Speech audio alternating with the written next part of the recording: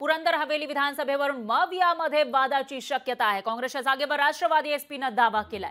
राष्ट्रवादी एसपीचे संभाजी झेंडे पुरंदर हवेलीसाठी इच्छुक आहेत, तर झेंडेंनी उमेदवारीसाठी सुप्रिया सुळे आणि पवारांची भेट घेतल्याची माहिती समोर येते आहे। राष्ट्रवादी एसपीच्या या दाव्यामुळे मवियामध्ये मात्र बिघाडीची शक्यता आहे।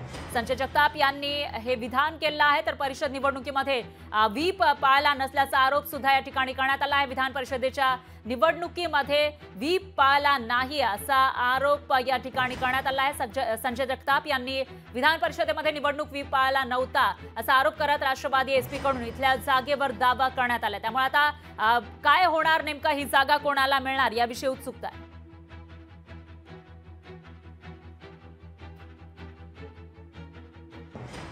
आघाडी पाळणं किंवा न पाळणं याचं उदाहरण त्यांनीच आम्हाला 2009 साली घालून दिले। आघाडीचा उमेदवार श्री दिगंबर दुर्गडे उभे असताना त्यांनी बंडखोरी केल्यामुळे ते पडले आणि पक्षाची डिस्कंटिन्युटी झाली तिथं। हे मोठं नुकसान त्यावेळेलाही झालं, तरी साहेबांनी मोठं मन दाखवून, पवार साहेबांनी मोठं मन दाखवून 19ला त्यांना उमेदवारी दिली आणि मला थांबायला लावलं। साहेबांचा आदर आणि पक्षशिस्त म्हणून त्यावेळेला थांबलो। फॉर्म रेडी होता माझा, फक्त दुसऱ्या दिवशी जाऊन भरायचा होता, सादर करायचा होता। आता तसं पुन्हा थांबण्याची माझी तयारी नाहीये, कारण ह्या वेळेला मी निवडणूक लढवायचं हे ठरवलेलंच आहे।